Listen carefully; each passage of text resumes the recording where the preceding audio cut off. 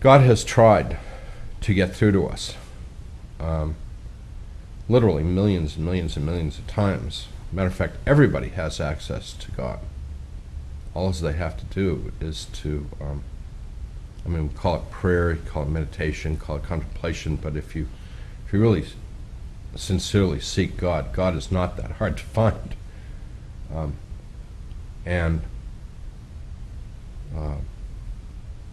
We have been a big disappointment to God because we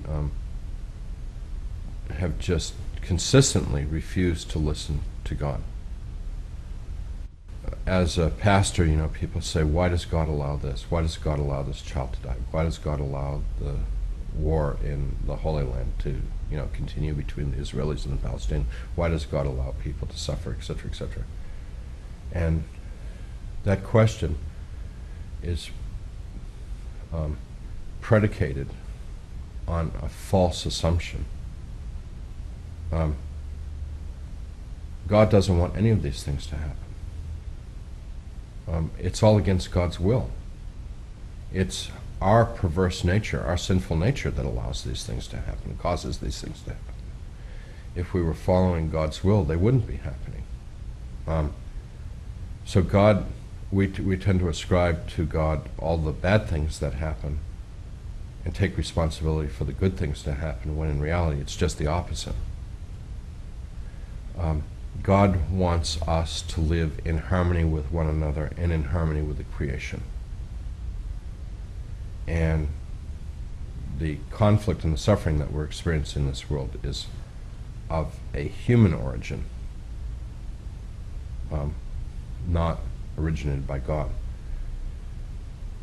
When Jesus came into the world, it was a great opportunity for the whole world to find a new way of living and interacting with one another. And we all have failed, and I would lay the greatest responsibility upon Christianity itself, because Christianity were the ones that were supposedly the ones that were heirs to the revelation of God, and Christians have failed, and they were the ones that were given the clear transmission of what God's desire was. God is unhappy with humankind, unhappy with the way the world is going, unhappy with the way God's beautiful creation is being treated. And God is intervening in a very direct way in the world today, and God and the angels are about trying to promote a spiritual awakening. In American history, we have these things called the Great Awakening. Well, we are living in the Great Awakening. And it was made clear to me that this is it. Wake up, or the slate will be wiped clean. Now, I'm not talking about the annihilation of the earth. I'm talking about, from a population of whatever, 260 million people, the United States could go down to a population of a few tens of thousands.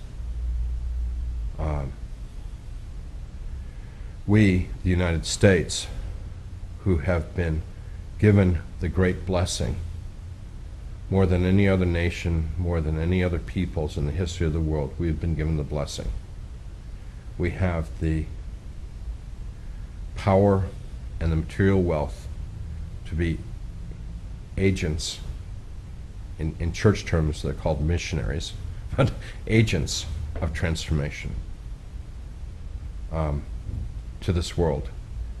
And we have not fulfilled God's expectation of what we're supposed to be doing, which is bringing about not just material prosperity and security and well-being to the rest of the world, but more importantly, moral understanding, spiritual wisdom to the rest of the world. And in truth, if one has traveled around the world and you speak to foreigners about what the United States represents, what we represent to the rest of the world is violence, conquest, domination, exploitation, evil, pornography. And by pornography, I'm speaking more about the pornography of violence and abuse than just sexual pornography. And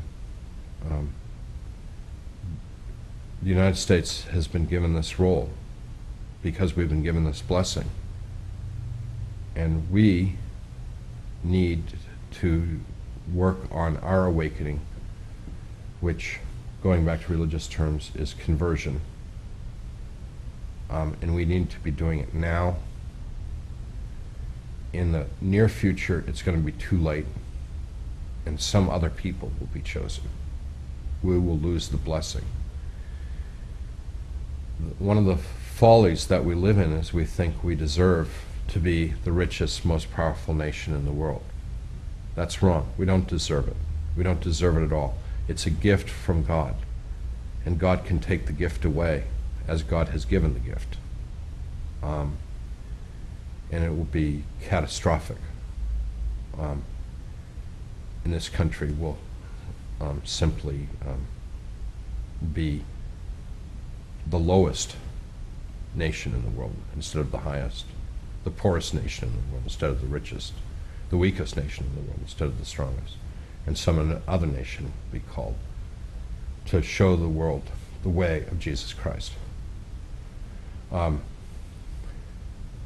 I don't know how it's going to play out because I was shown possibilities, and I don't know if those possibilities are the way things may be or the way things will be. I don't know. I'm not clear on that.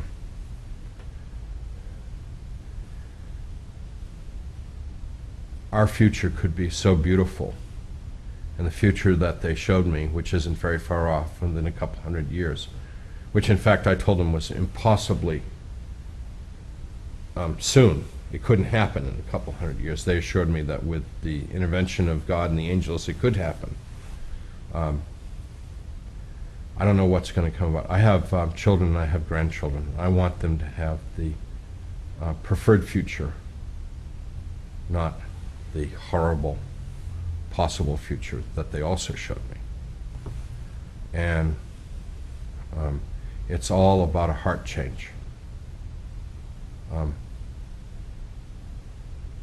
We need to use our wealth. We need to be using our power to bring God's love and God's goodness and God's blessings to the whole rest of the world. And my experience happened in 1985.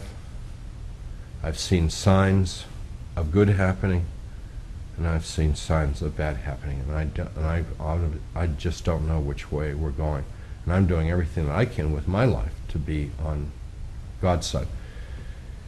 They also told me that there is no sitting on the fence. You are either working for God's good or you're opposed to God's good. To be indifferent to God's good is to be opposed to it. There's no middle ground.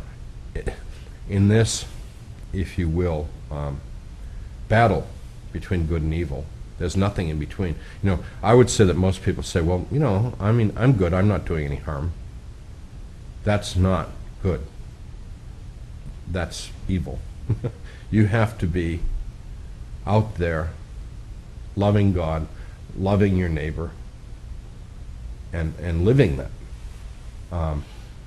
If you're really, you know, part of God's plan for this world. This is the day. This is the moment to decide which way you're going to go. And all those